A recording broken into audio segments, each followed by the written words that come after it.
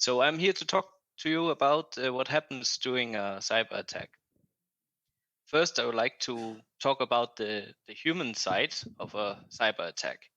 During the initial stage of these kind of attacks, uh, many are realizing that we are a victim for a cyber attack.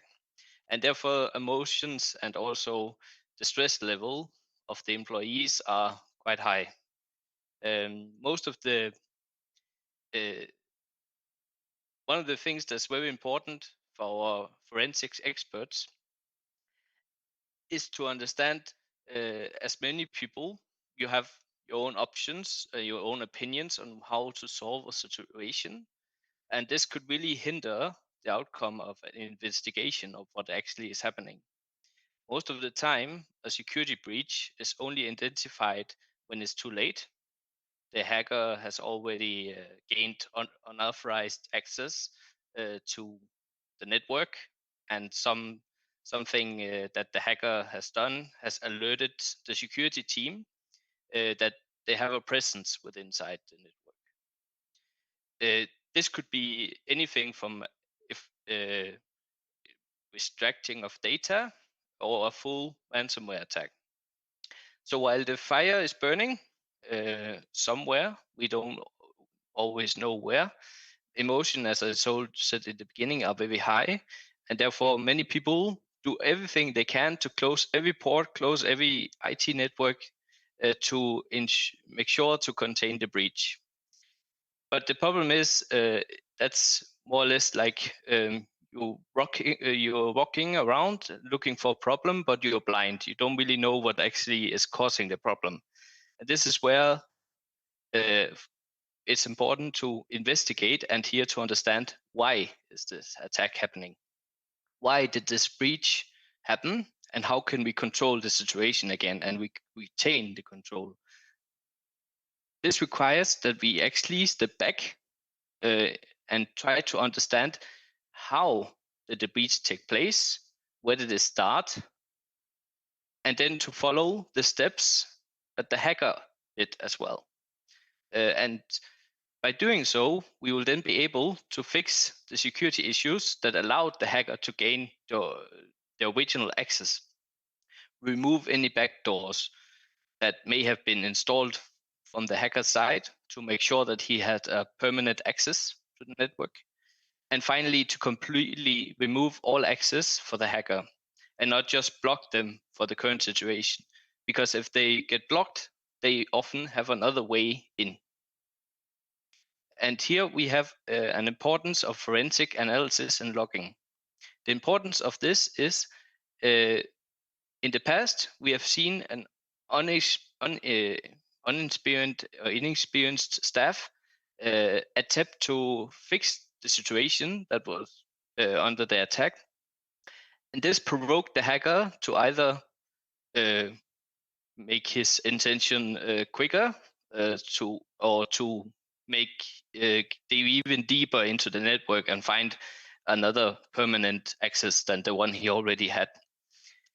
And here it's important to understand what's actually the hacker wants to do, and to understand what actually where he wants to go. Often that is to make sure that he has access to every data as possible, and then we then need to make sure we do the right actions to, okay, we understand what the hacker did, we understand where he came in, how can we close him down, and how can we actually make sure he doesn't come back.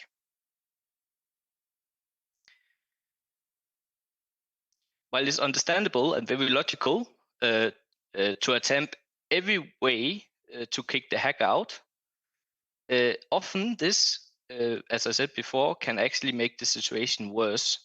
So therefore, it's important to have a disaster plan to actually understand, okay, what is the steps that we have to do to make sure that at least we are in business, or we are able to film, we are able to make sure that we are doing the work we have to do.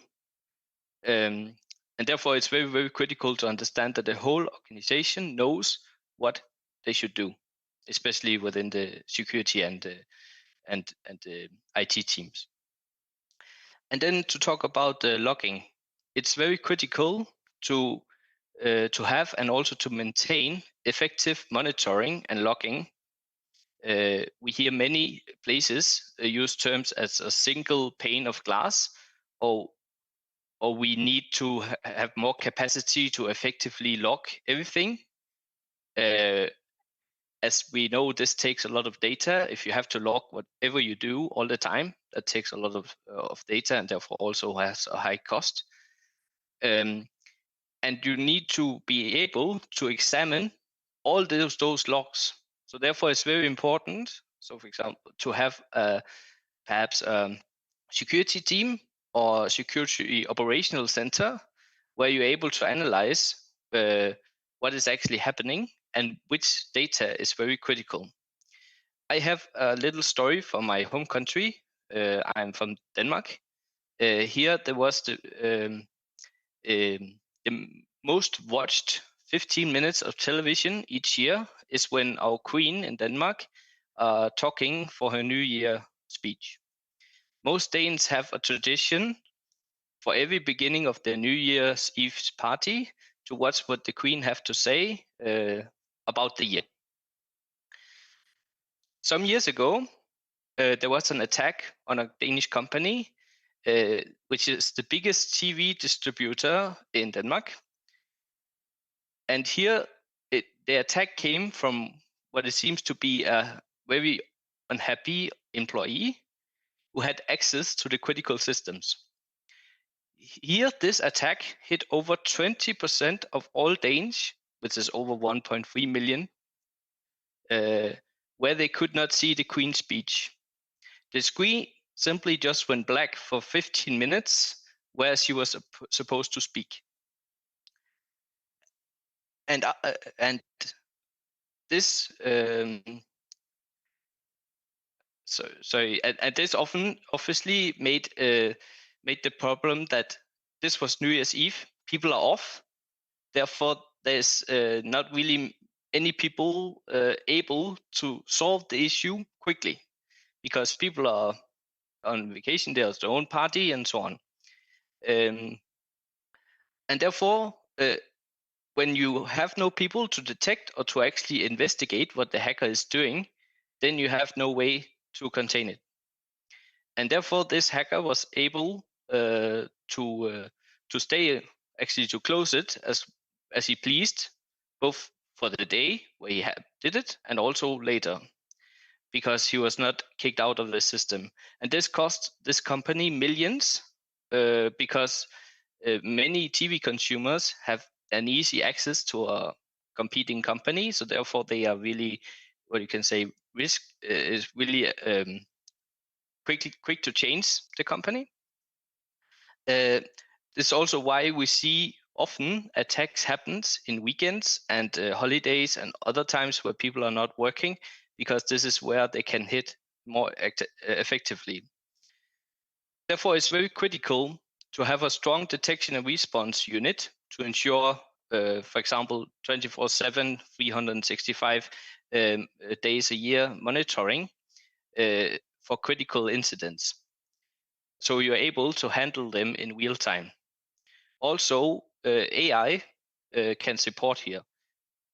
We utilize AI models to understand how critical accidents happen, actually to predict attacks and predict how hackers attack, and also to create automatic guidelines to make sure that if you are attacked, you have a good guideline to know, okay, this is how I stay in business, this is what I should do.